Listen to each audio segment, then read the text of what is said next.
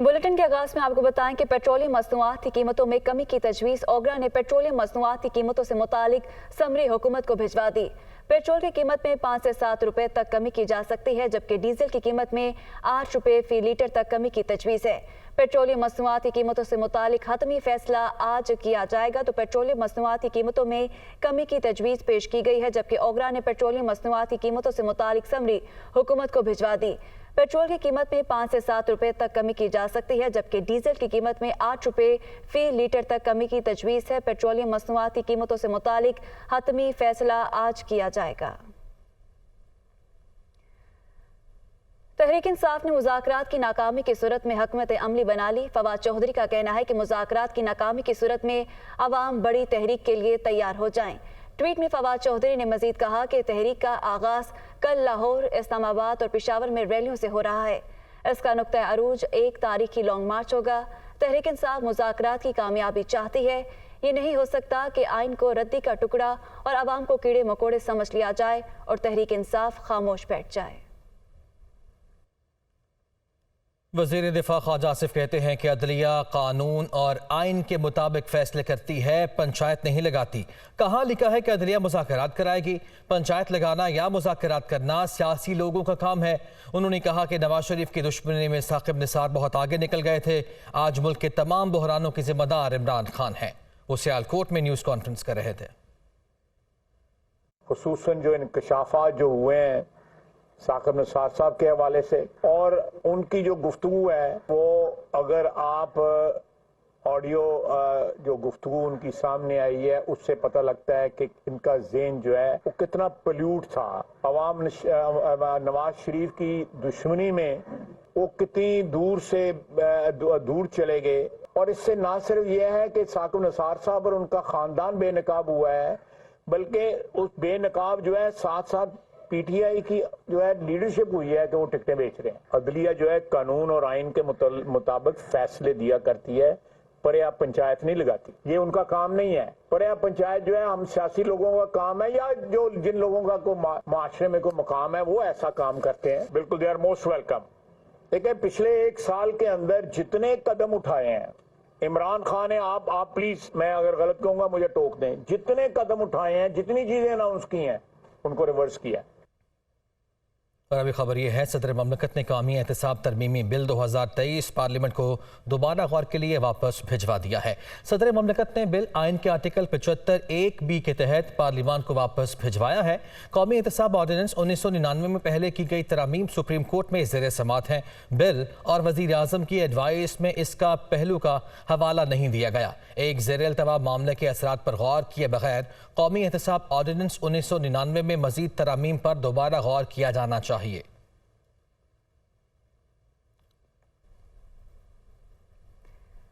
आगाह करें कि कौमी असम्बली इजलास के वक्त और दिन में तब्दीली। कौमी असम्बली का इजलास 3 मई के बजाय अब मंगल 2 मई को तलब कर लिया गया है। वक्त और तारीख की तब्दीली का मुरासला कौमी असम्बली सेक्रेटेरिएट ने जारी कर दिया, जबकि कौमी असम्बली का इजलास अब मंगल को शाम 4 बजे होगा। मज़ीद तफसीलात जानेंगे जावेद हुसैन से। जी जावेद, बताइएगा। जी देखेंगे, कौमी असम्बली के इजलास का शेड्यूल तब्दील किया गया है और कौमी असम्बली का इजलास 3 मई 2023 बरोज खुद 4 बजे तलब किया गया था। अब उसमें तब्दीली कर दी गई है। अब कौमी असम्बली का इजलास 3 मई की बजाय अब 2 मई को मंगल के रोज 4 बजे शाम पार्लियामेंट हाउस में होगा और कौमी असम्बली सेक्रेटेरिएट की जानिब से इस हवाले से जो मरासला है वो जारी कर दिया गया है, क्योंकि मंगल को जो है वो अहम सियासी मुलाकातें भी होनी है और मुज़ाकरात का अमल भी होना है। इसी तनाजुर में जो है वो नेशनल असम्बली के इजलास का वक्त भी तब्दील किया गया है ताकि अहम फैसले जो होंगे उससे मुतालिक नेशनल असम्बली में भी बातचीत हो सके। जी ठीक है, बहुत शुक्रिया जावेद हुसैन, हमें आगाह कर रहे थे।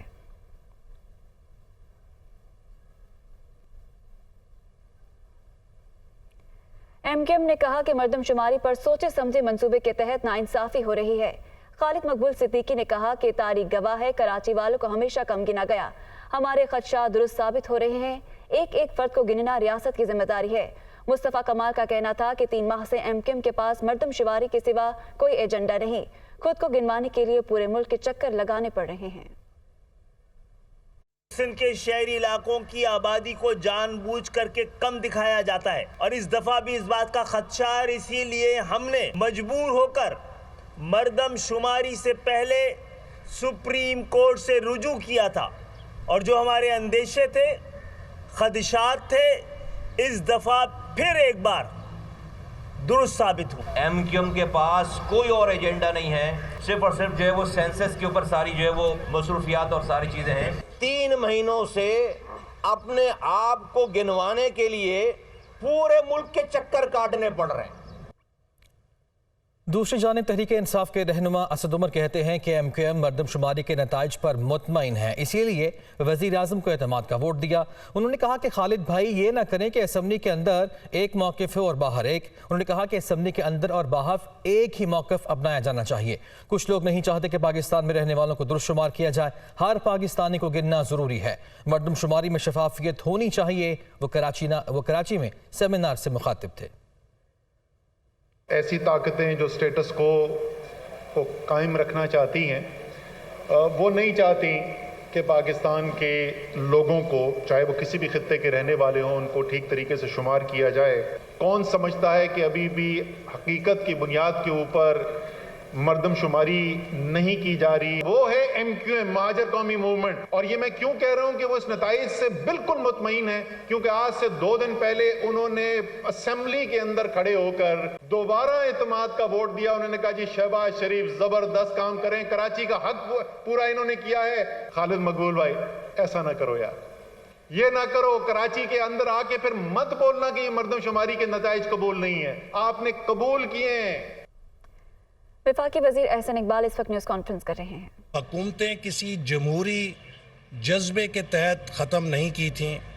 उसने पंजाब और केपी की हुकूमतें सियासी खुदकुश बमबार बन के मुल्क के जमहूरी निज़ाम को ढाने के लिए, ख़त्म करने के लिए 2 हुकूमतें ख़त्म की थीं।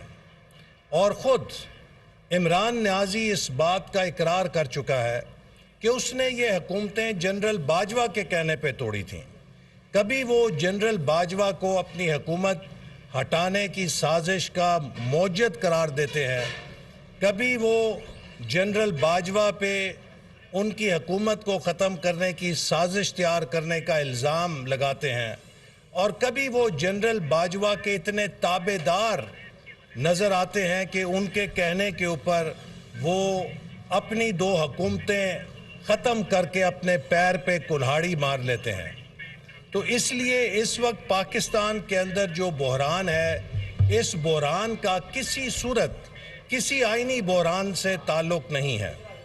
हुकूमत का मौक़िफ़ पहले दिन से ये है, और जब इमरान ख़ान ने हुकूमतें नहीं तोड़ी थीं तब से भी हुकूमत का यही मौक़िफ़ था कि पाकिस्तान में इलेक्शन 5 साल की मुकर्रर आईनी मुद्दत ख़त्म होने के बाद होंगे। और आज भी हुकूमत का यही मौक़िफ़ है कि सिंध, बलूचिस्तान और कौमी असम्बली को एक शख्स की हमाकत की सज़ा नहीं दी जा सकती। अगर एक शख्स ने अपनी सियासी तखरीबकारी या सियासी हमाकत से 2 असम्बलियाँ तोड़ी हैं, तो इसमें सिंध और बलूचिस्तान के अवाम का और उनके नुमाइंदों का कोई कसूर नहीं कि इमरान ख़ान की हमाकत का कीमत अदा करने के लिए सिंध और बलूचिस्तान की असम्बलियाँ भी मुद्दत से पहले तोड़ी जाएं। इमरान ख़ान की हमाकत का पैरा देने के लिए कौमी असम्बली भी उनकी फरमाइश पर फौरी तौर पे तोड़ी जाए। लिहाजा पाकिस्तान के आइन की मंशा के मुताबिक, जिसमें पाकिस्तान के तमाम फेडरेटिंग यूनिट्स बराबर गिने जाते हैं और तोले जाते हैं, इसका तकाजा है कि तमाम इलेक्शन 4 सूबाई असम्बलियों के और कौमी असम्बली का इलेक्शन एक रोज़ हो। 1997 से पहले कौमी असम्बली के इलेक्शन सूबाई असम्बलियों से 3 रोज़ पहले होते थे, लेकिन उसके ऊपर भी ये इतराज़ आया कि कौमी असम्बली के नताइज सूबाई असम्बली के नताइज पे असरअंदाज होते हैं, लिहाजा कौमी और सूबाई असम्बलियों के इंतखाब इकट्ठे एक दिन होने चाहिए। और इसीलिए 1997 से आज तक हर जनरल इलेक्शन में कौमी और सूबाई असम्बली के इंतखाबात एक ही दिन होते हैं। तो क्या وہ بنیادی آئینی نقطہ کہ تمام انتخابات ایک دن ہوں تاکہ کسی ایک فیڈریٹنگ یونٹ کا الیکشن دوسرے پہ اثر انداز نہ ہو سکے، اسے خیر بات کہہ دیا جائے اور پنجاب میں الیکشن کرا کے ہمیشہ کے لیے پنجاب کو پاکستان کے وفاق پہ ویٹو کا اختیار دے دیا جائے، بالادستی کا اختیار دے دیا جائے کہ پنجاب کی حکومت جسے چاہے گی وہی قومی اسمبلی میں حکومت بنائے گا، چونکہ پنجاب میں 55% قومی اسمبلی کی نشستیں ہیں اور وہاں پر ایک سیاسی حکومت پہلے قائم ہوگی اور وہ اپنی مرضی کے قومی اسمبلی کے نتائج لے کر آئے گی، تو پھر پاکستان کے دیگر 3 صوبے کہاں جائیں گے؟ تو لہٰذا یہ وہ بنیادی آئینی نقطہ ہے جس کے اوپر حکومت کا یہ موقف ہے کہ قومی اسمبلی اور صوبائی اسمبلی کے انتخابات جب اسمبلیوں کی آئینی مدت 5 سال کی مکمل ہوگی اکٹھے کروائے جائیں گے۔ لہٰذا کوئی الیکشن سے فرار کا منصوبہ نہیں، کوئی الیکشن سے انکار کا منصوبہ نہیں۔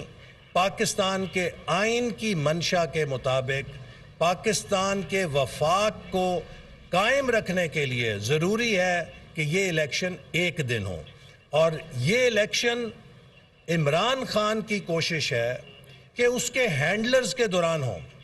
عمران خان نے آج تک کوئی الیکشن ہینڈلرز کے بغیر نہیں جیتا۔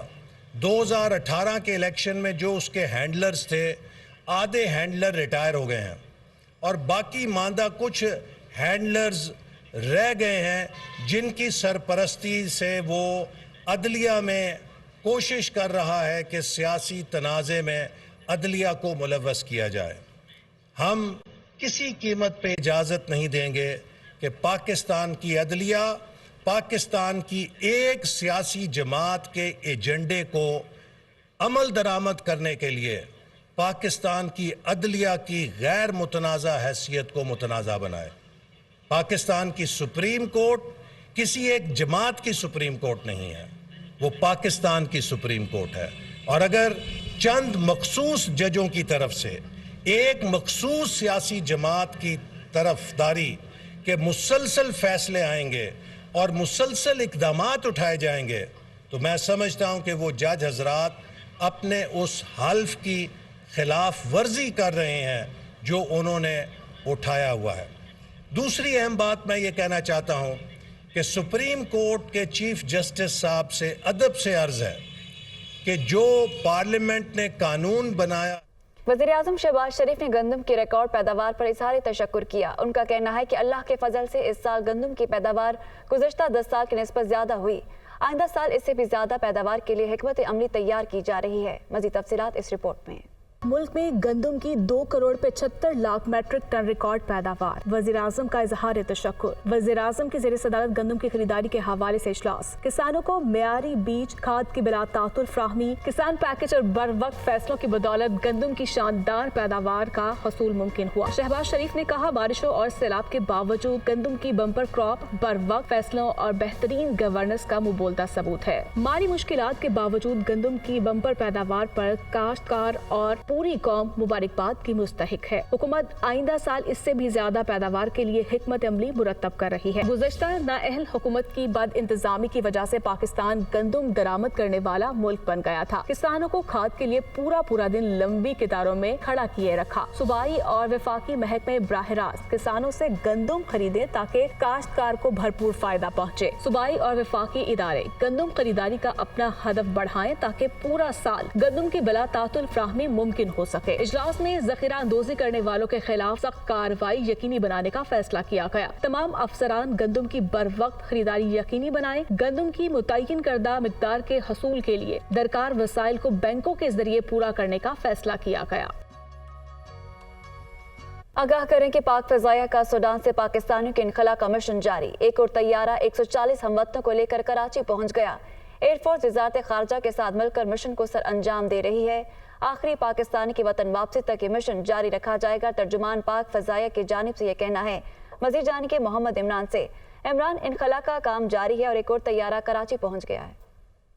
جی بالکل، ایک اور طیارہ جو ہے وہ جنگ زدہ جو سودان ہے اس وقت وہاں پہ پھنسے ہوئے پاکستانیوں کو وطن واپس لے آیا ہے اور یہ کراچی پہنچا، اور پاک فضائیہ کی جانب سے انخلا کا مشن جو ہے وہ پوری تندہی سے جاری ہے۔ صبح پاک فضائیہ کا ایک اور ایئر بس طیارہ جو ہے وہ 140 ہم وطنوں کے ساتھ جو ہے وہ بشمول بچوں اور ان کے اہل خانہ کو لے کر بحفاظت کراچی پہنچا ہے، اور پاکستان ایئر فورس وزارت خارجہ کے ساتھ مل کر انخلا کے مشن کو جو ہے وہ سر انجام دے رہی ہے۔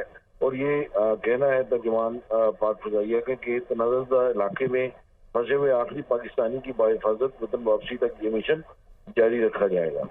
بہت شکریہ محمد عمران، ہمارے ساتھ موجود تھے۔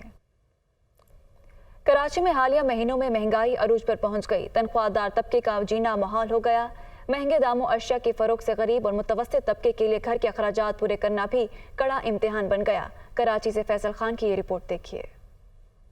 بھر سمیت کراچی میں بھی مہنگائی کا طوفان، مختلف اشیاء کی قیمتوں میں من مانا اضافہ۔ مارکیٹ میں سبزی، آٹا، چینی، گوشت اور چکن سمیت تمام اشیاء کے نرخ آسمان سے باتیں کر رہے ہیں۔ چکن کی قیمتیں 350 سے 650 پر جا پہنچی تو پھلوں اور سبزیوں کی قیمت میں بھی دگنے سے بھی زیادہ اضافہ ہوا۔ آٹا 150 سے 160 روپے فی کلو فروخت کیا جا رہا ہے۔ پھلوں میں کیلا 400 روپے درجن تک فروخت ہو رہا ہے۔ اب ایسی حالات ہوئی ہے کہ راشن پورا کرنا بہت مشکل ہو گیا مہینے میں گھر کا۔ پہلے تو پھر بہت اچھا تھا، اللہ کا شکر گزارا کر لیتا تھا غریب آدمی، سفید پوش بھی جو گزارا کر لیتا تھا، اب اس کے لیے ناممکن اور بات ہو گئی۔ مہنگائی کا طوفان نہ رکا تو عام آدمی کا جینا دشوار ہو جائے گا۔